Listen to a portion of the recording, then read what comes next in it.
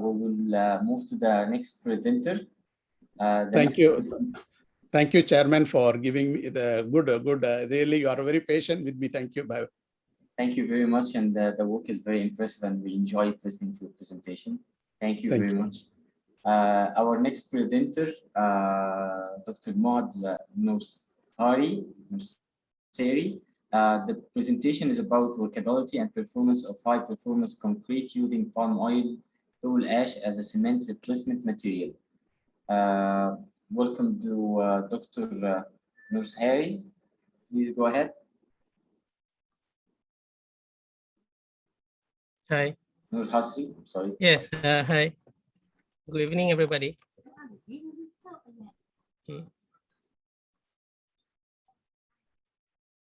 Okay.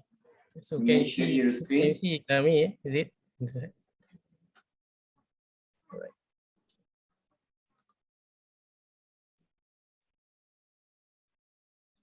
So just to confirm, because I'm presenting for two papers, this one is for 101 or 104 paper ID. May I know the paper ID? 104. 104. All right. Okay. All right.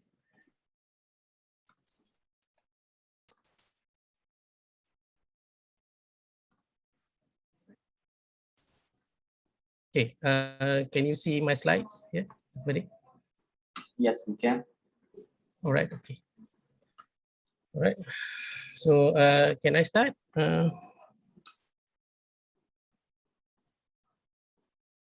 So is it okay? Can I start?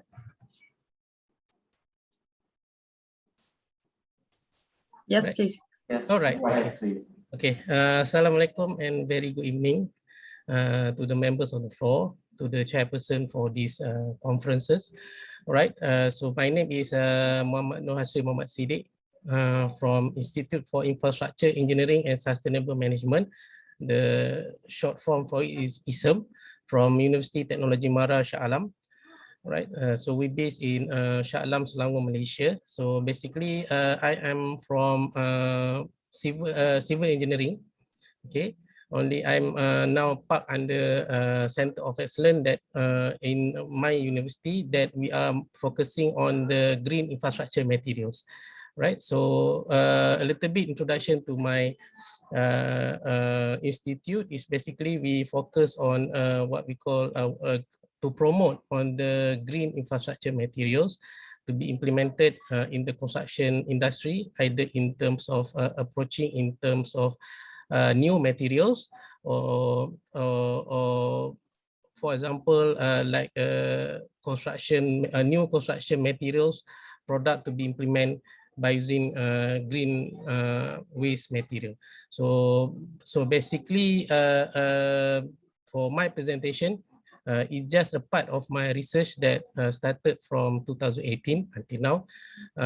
So thank you, Dr. Johnson. So also my colleague here. So basically Dr. Johnson also is doing his research on the palm oil product. Also today I will be presenting two of my papers also on the utilization on the palm oil element.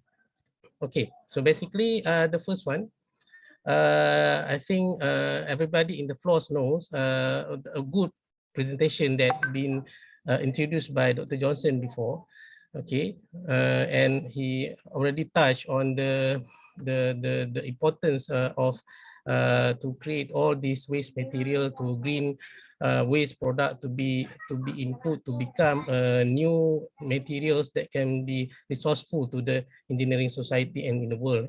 Right. So basically, as introduction to my presentation, so basically, why I'm choosing palm oil. For your information, I'm not focusing on palm oil. Back in my institute, I'm using a few waste material. Okay, for example, palm oil, and then I have waste paper slash ash. Okay, And I have a team that contribute of 5 PhD students and 2 master students that are focusing on these waste materials. Okay, so for me, my passion is on how to utilize the waste materials.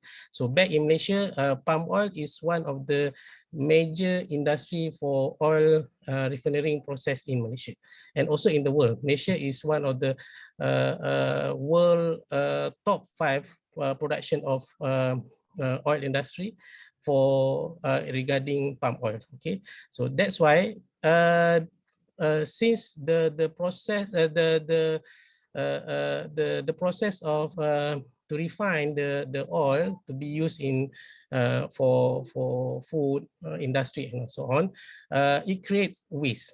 Okay, it creates waste during the process. So in addition to what Dr. Johnson is presenting previously, so he is using the canal, but for my case, I'm using the ash.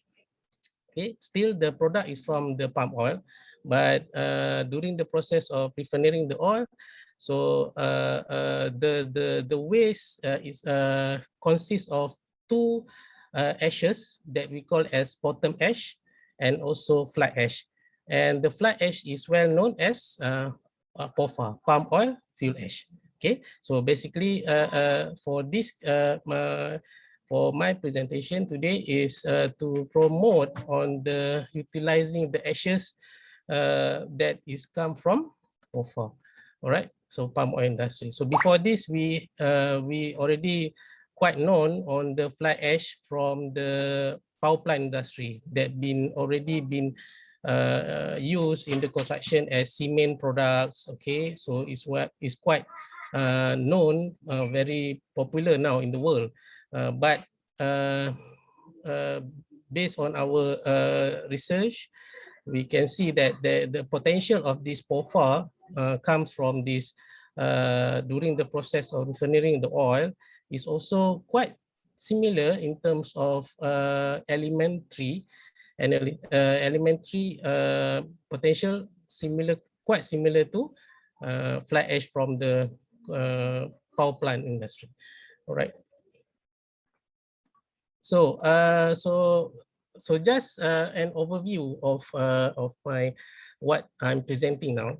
Okay, so basically I'm targeting for high strength concrete to, and this material POFA works as a cement replacement. Okay, cement replacement. So it will we are trying to reduce the amount of cement into some percentage so that from there the cost of the concrete itself will be reduced and it will benefits on the total cost of the project itself. For your information, before I go any further, so basically there is 2 types of quality of POFA. So basically the first one, this is based on my research starting from 2018 until now. Okay, we found that the quality of the POFA or the fly ash from the palm oil industry it depends on how the process of palm oil been processed to get the oil. Okay, so in Malaysia they are using 2 sources. The first one is by using coal to generate the plant. Okay, and then another one they are using the canal and also the shell from the palm oil itself, right, to create the what we call as biomass energy. Okay, so both sources of this energy dissipation will create a different kind of POFA. Okay, this is from our finding. So for if the process of refining the oil is by using coal, the POFA will have element the result of the POFA will have more siliceous materials. Okay, silica oxide. Okay, but if during the process of refining, but if they are using what we call as biomass energy, for example, they utilize the shell, palm oil shell, okay, to create the biomass energy. So it will create a different kind of POFA which high in calcium. Okay, so that means that there is a two type of POFA in the market now, which is a waste. Okay, is a waste. So so we really need to know on the process first and what type of POFA that you are going. If you want to proceed on both of the POFA, well works with cement replacement, because one is silica based and then another one is calcium based. So both silica and calcium is a compulsory or mandatory element to be inserted in the cement, right? So both are important. Only the difference effect on the performance of the cementitious binder, it depends on the quality of the POFA, right? So in my presentation today, the sources of my POFA is come from the Shah, which is the high element that we detected by using SRF is silica, calcium, CaO, calcium oxide, okay? Professor Siddiq, we have 5 minutes. All right, okay, no problem. Okay, so basically our POFA is high in calcium compared to high in silica for. So basically what we are doing now that I will present today is to see the potential of the POFA as cement replacement in terms of fresh and also mechanical properties. All right. Next, on the effect as on the fresh properties, we go for slum test. What we can see that the higher the percentage of POFA, the workability is improved. This evidence is supported by SEM images, but I'm not showing in this presentation today. Okay, but this is due to the size of and the morphology of the POFA itself, which is rounded in shape, which create what we call as a ball bearing effect. So this will improve the mobility of the concrete mix. Although because we are using high strength concrete, so the water cement ratio is quite low. Okay, so this that from this we can somehow confirm that the addition of POFA will act as a natural admixture in terms of superpressurizer effect. Okay. So next, we go to the what we call as mechanical properties on the compressive strength. Okay, so basically, what can I conclude that it somehow reflect with the workability itself, which is the higher the percentage of the POFA to be inserted in the concrete itself, the strength will be increased. So we recorded at day 28. The strength achieved at 89 MPa, which we are targeted for around 70 MPa for high strength concrete in our mix. So it almost 1 times higher than the control, which is this action is caused by 3 phases. So the first one, the POFA itself act as a filler, right? And the second phase is the cementitious SCM, supplementary cementitious materials, which improve on to transform all the calcium hydroxide into calcium silica hydrate. And the last part is the element of pozzolanic reaction from the silica and also the calcium itself in the POFA that promotes the hydration process to prolong the performance until day 28 and onwards. So I close my presentation.